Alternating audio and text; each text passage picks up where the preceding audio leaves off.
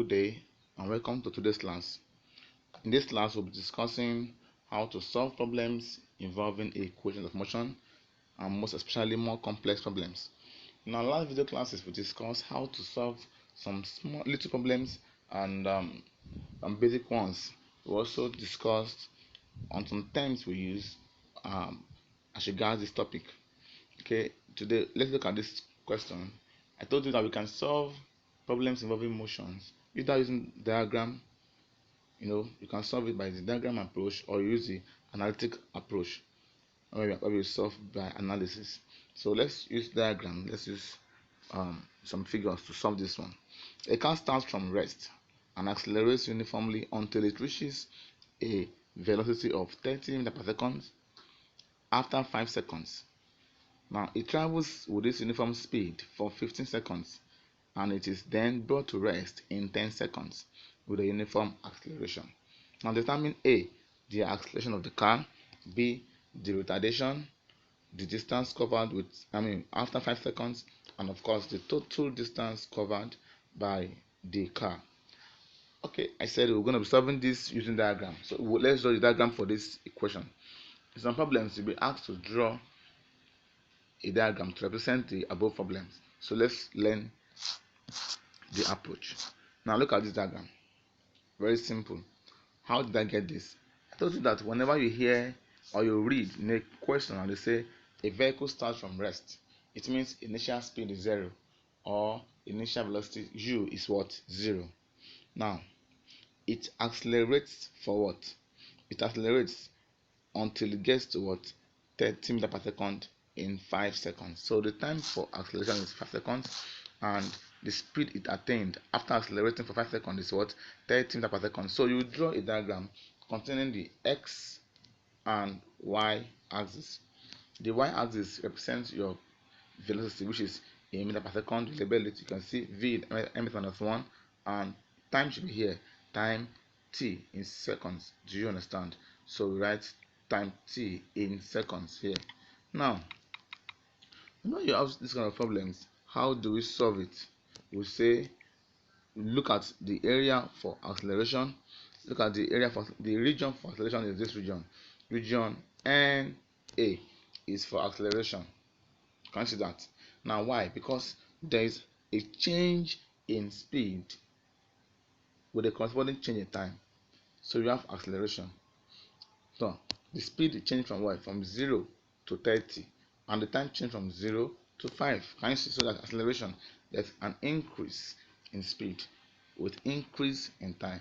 Now region AB is called uniform speed.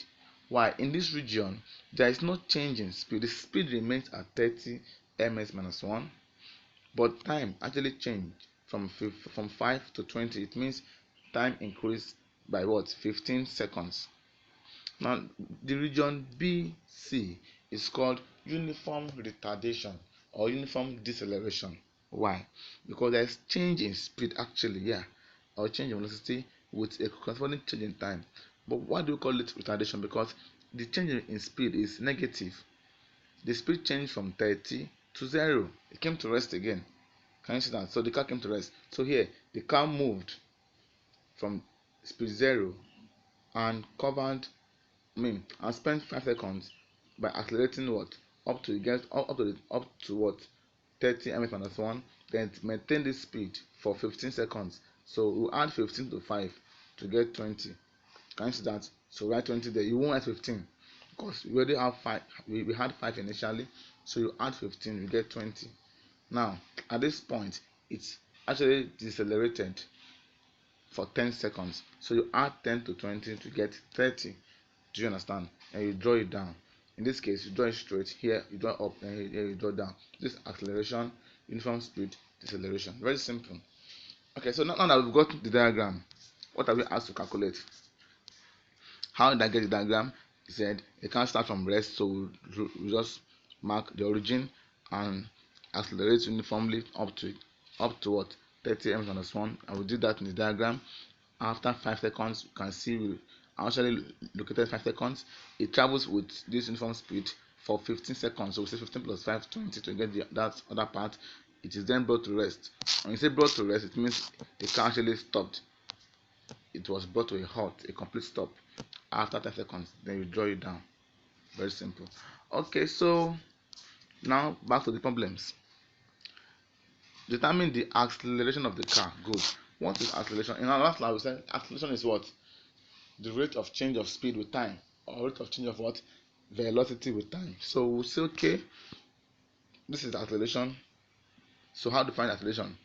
Change of speed. It means v minus u over t.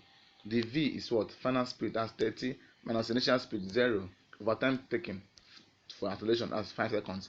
So that's what? 30 minus 0 over 5 minus 0. That will give us 30 over 5.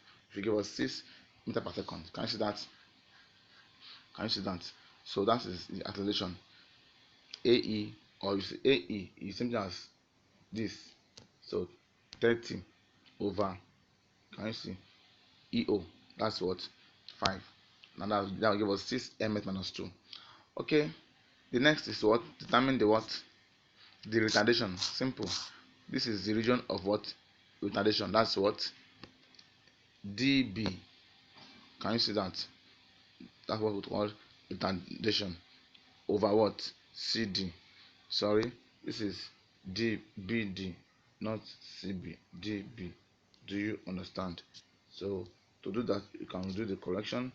I say okay, dB over dc, dB. Alright, so having that in our mind, what is dB? It's actually the distance covered is v. Distance covered, or the, let's say, the height, not distance. Let me confuse you. The height is what? This height, same thing. So we call it dB. Do you understand? Now this is final speed is 0, initial speed is 30. It came from 30 to 0, so final speed is 0. So 0 minus what? 30 over CD. That is 30 minus 20. That will give us minus 30 over 10. That will give us minus 3 meters per second square. Very simple. Now, but if you ask that what is the deceleration, just tell us the deceleration is what? 3. You won't put the minus 3 meters per second square. Okay, the next is distance covered after 5 seconds. Distance covered after 5 seconds. Now, when you see a distance covered using diagram is the area of the shape covered. If I ask to find the distance covered after 30 seconds, that is the area under the whole shape. That's trapezium. Distance covered after 20 seconds, from 0 to 20, is the area of this trapezium NABDN. This trapezium here. Can you see that? Here, this trapezium. But if you have to find the distance covered throughout the whole journey, that's what? Trapezium NABCN back. Do you understand? Okay, so in this case, let's quickly move forward. Distance covered after 5 seconds is what? Just this is that. What shape is that? A triangle. That's NAEN back. So distance covered after 5 seconds is the area of the shape covered during that period, and that's the area of a triangle. So we say half base and height. What's the area of triangle? Half base. The base is what? NE, which is 5. Height is 30. This height EA is 30, while NE is 5. So half NE times EA. Very simple. So half base is what? Half times 5 times 30. Now it goes 15 times 5, which is 75 meters. And the last, we have to find the what? The total distance covered. Told you that the total distance covered is what? Just find the area of the whole shape formed. And what is this shape? A trapezium. Do you see that? So we say half A plus BH. Now our A, half A, this is A. Distance AB is our A. B, half A plus B. Now I told you that. So A is AB. This Y B is what? Distance NC. Half A plus B, then H is 30. That's the area of trapezium. But I'll help you by saying half AB plus NC. Can you see that? Or you call it OC, anyone. Half AB plus OC times height, which is 30. And you are done. So 30 plus 45 will give us what? Plus 15 will give us 45. Then times 30 over 2. That's times 15 will give us 675 meter. That's the total distance traveled. Alright, we have a class work here. This does the same way. So you have to plot the graph, then solve the problem. I believe you should be able to solve that. Now let's quickly discuss motion under gravity before we take our leave. In our last class we discussed linear motion. We can also apply the laws we learned to solve motion under gravity. That is, when a ball falls from the building, it is falling, that's called downward motion. Or when you throw a ball vertically up, that is called upward motion. These two motions are called motion under gravity. Why? Because they are not undergoing normal or linear acceleration. They are actually undergoing what we call acceleration due to what? Gravity. A body moving with a uniform acceleration in space does so under the influence of gravity with a constant acceleration. Now g is given at what? 10 meter per second square. So the g you'll be using here, or let's say the a you'll be using here, is not actually a, it's g. So therefore, all the four equations of motion that I gave to you in the last class, you replace a with g. Can you see that? So anywhere you say a, you put g, because a will not work here. In dealing with vertical motion under gravity, the following points must be noted. All objects dropped near the surface of the earth, in the absence of air resistance, fall toward the earth with same nearly constant acceleration. We denote the magnitude of free fall acceleration as what? G. Can you see that? Now, the magnitude of free fall acceleration decreases with increasing altitude. So it means as the height increases, the magnitude of what? Free fall acceleration decreases. Now, furthermore, slight variations occur with latitude. At the surface of the earth, the magnitude is approximately what? 9.8 meter per second square. The vector is directed downward toward the center of the earth. Can you see that? So whenever something is falling, the acceleration is directed towards the center of the earth. And if that body is close to the earth surface, we use an approximate value of 9.8. So in most questions, if you are not given, use 9.8. But if you are given, most time you'll be given 10. So free fall acceleration is an important example of straight line motion with constant acceleration. When air resistance is negligible, even a feather and apple fall with the same acceleration regardless of their masses. So it means if I release an apple and a feather together at the height at the same time, they should reach the ground at the same time. But why won't they reach the ground at the same time? Because of air resistance. So had it been air was not in space, these two bodies will reach the ground at the same time. Why? Because of constant acceleration, which is what? G, which is due to gravity. Okay, so let's now, you must understand that when solving problems that have to do with vertical motion, of course we know the four equations that we proved in the last class. The first is what? V equals to u plus at. Therefore that formula changes to V equals to u plus gt. Now when the body is falling downward, your g is plus. When the body is going upward, your g is minus. So if the body is going downward, your equation 1 becomes V equals to u plus gt. If the body is going upward, equation 1 becomes V equals to u minus gt.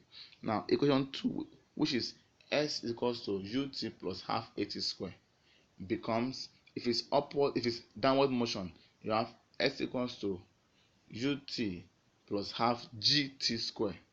Why? If it is upward motion, it's going to be what? S equals to ut minus half gt square. Alright, the third equation that says that what? V square equals to u square plus 2as.